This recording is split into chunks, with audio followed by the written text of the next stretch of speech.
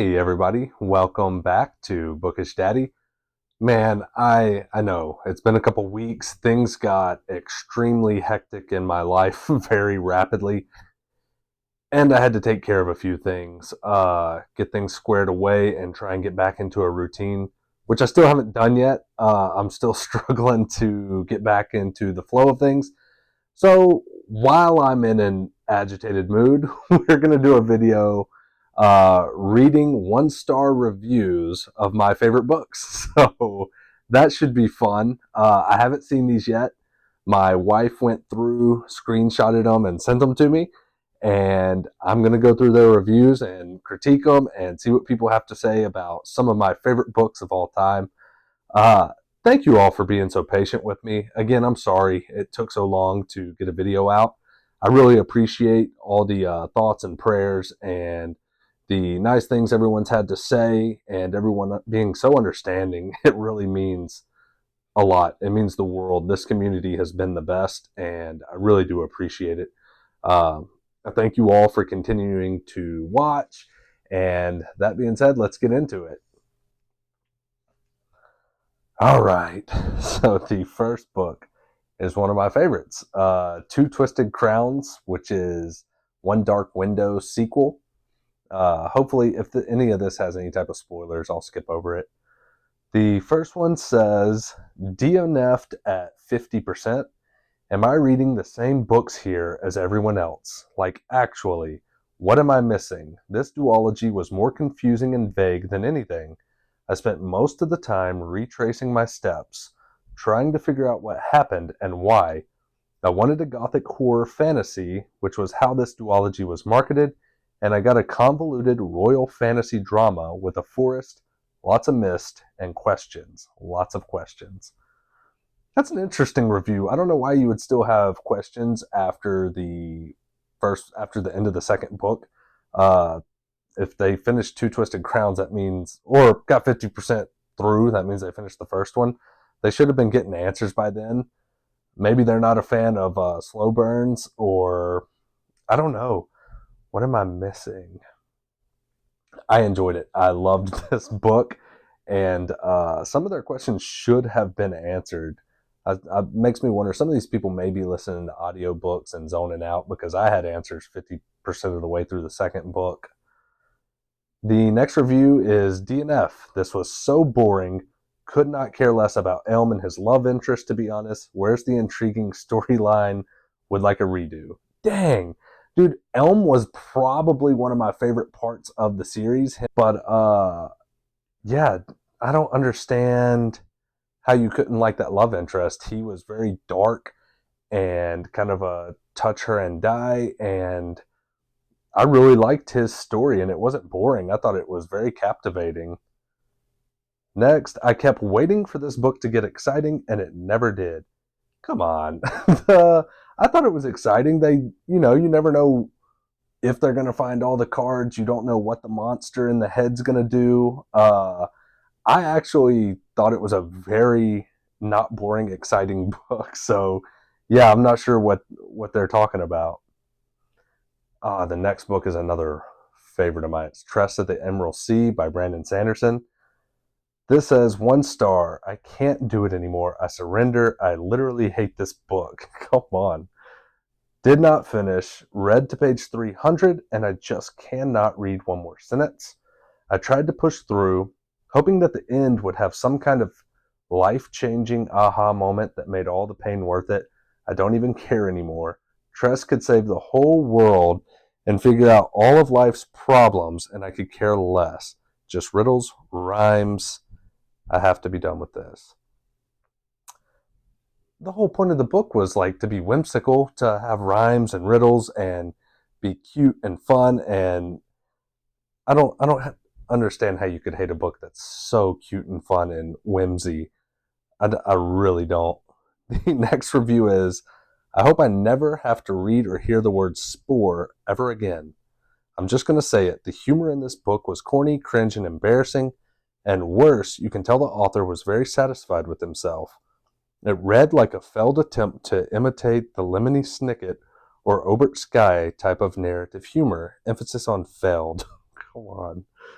Book could have easily been half the length that it was. I didn't hate Tress. The very minor dragon subplot was alright, but besides that, everything was meh. Oh man, it's such a good book, and I think that he should be proud of himself. Uh, this says, I mean, spores are the main part of the world that he created that are, unique to the world. I mean, he had to do a lot of explaining and world building. So, I mean, yeah, it was going to be used a lot. I'm just going to say the humor in this book was corny and cringe and embarrassing. I thought it was very cute and whimsical and a lot of fun to read. Forgettable characters, forgettable villains, forgettable setting. Come on. The villains I can understand. I guess I'll give you that one. Forgettable villains I'll give you, but the setting and the characters were super cute. It almost made me think of like Treasure Planet, uh, which had super unique characters for its time. And the setting was a world unlike any I've ever read about. Again, he did talk about like spores and everything being different than it is in this world, but that's what made it unique. Yeah, I don't get that.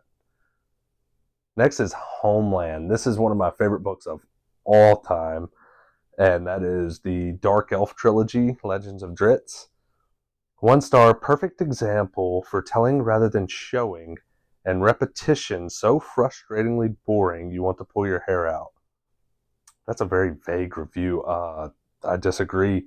It's it, it's a little slow because it is the first book in a huge series, but I don't I don't think it's got repetition in it. I mean it flows very smoothly. The recording I received was no doubt carved from a potato next to the whispering waterfall, as only a drought artisans of old could do. Unfortunately, the eyes on my potato recorder frown long beneath their aged eyelids and sound like a loop of bees buzzing in a can. Well, I already give up. I mean, if you didn't enjoy the audiobook, just get the actual paperback and give it a shot. I don't think you should 1 star a book because of a bad audiobook. And again, I guess I have done that. That's fair. Maybe try and get a better copy of the audiobook. This is some of the worst prose I have ever read in a book. Combine that with inane ideas, and you've got yourself an immediate doorstop. I wanted to read it because my peer group recommended it as excellent. Dritz is a part of the canon of SF fantasy literature. Unfortunately, I just couldn't stomach it. I guess you need to be 12 to enjoy it. I mean, I was pretty young. I was like 15 when I first read these. Uh, I maybe I do need to read these now that I'm an adult and see. But I do remember reading like the last 3 in the series when I was like in my early 20s. So I was an adult, but I did start these when I was a child, so they are kind of nostalgic to me, and they were really how I jumped into fantasy. So that may be why I'm a little biased too.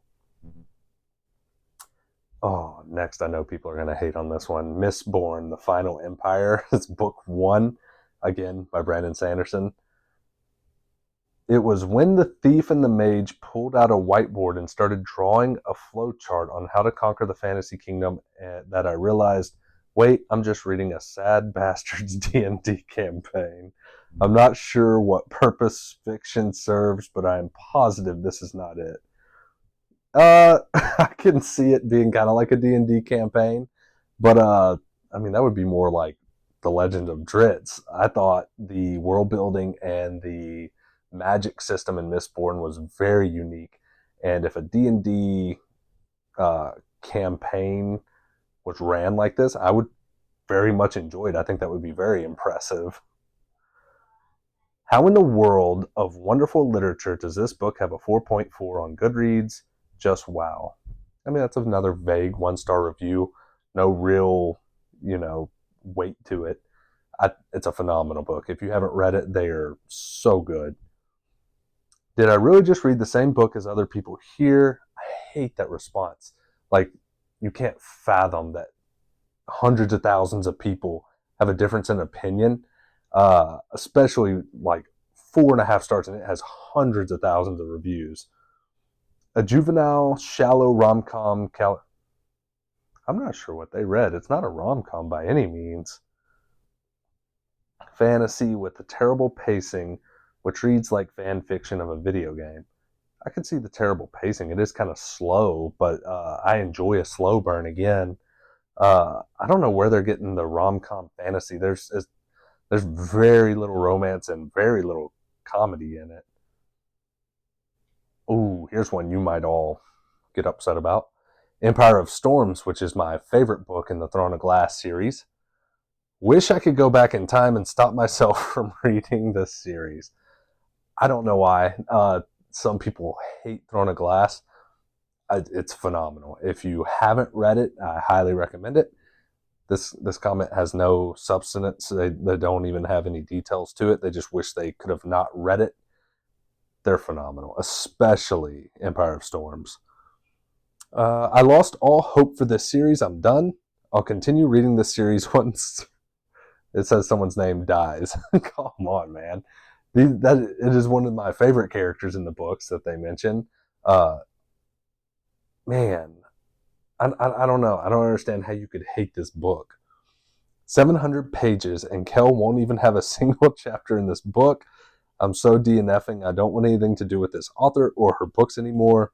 This fan service poop isn't for me. She removed a main character in favor of new characters that I barely give a poop about. That one I can kind of understand if you liked Kel, but again, if you liked Kel, what does that say about you? I'm joking. I know a lot of you do love Kel. He wasn't my favorite, so when I got to a book that he wasn't in, even though I tandem read the last two, I was super pumped. I didn't have to read about Kel half the time. So it's probably our difference in opinions. Next book is Path of Destruction, which is Darth Bane, my favorite Star Wars book of all time. More like Darth Mundane. Oh, come on. Cliche, juvenile, unpleasant. Couldn't finish it. Come on, it's not cliche or juvenile. It's better than all of the Star Wars movies. And I don't understand how you couldn't finish it. The story of Bane is epic. He's by far the best Star Wars character ever created. Bad, just bad. Truth be told, 2 stars is probably nice. Screw that, it's 1 star. Dull. It's not dull, it's really not. Bane is an awesome character. He's very dark and ruthless, and the world building in it is phenomenal. And if you even get the audiobook, the sound effects and the guy that reads the audiobook does a phenomenal job. The very force, the very everything. Anybody else notice in the first 2 Bane books how often he says the very something or other? It's very annoying. I don't remember that. So I may have to go back and see how often he says the very. I don't remember that. I love Darth Bane. If you want to get into Star Wars, I highly recommend those be your first trilogy. They start at the very beginning, or about as far as you can get into the past, and they are so good. The Shadows Between Us by Trisha Levenseller. This is my favorite YA book. 13-year-old me from Wattpad could write a better villain romance. When he said he wanted the whole world to have his flag, I could not stop laughing. That is called colonization. I guess it is YA, but it's so good. The villain on villain romance it's cute. It's not, super hardcore villains. Colonization thing. There's nothing in this book is about colonization that I saw that's interesting.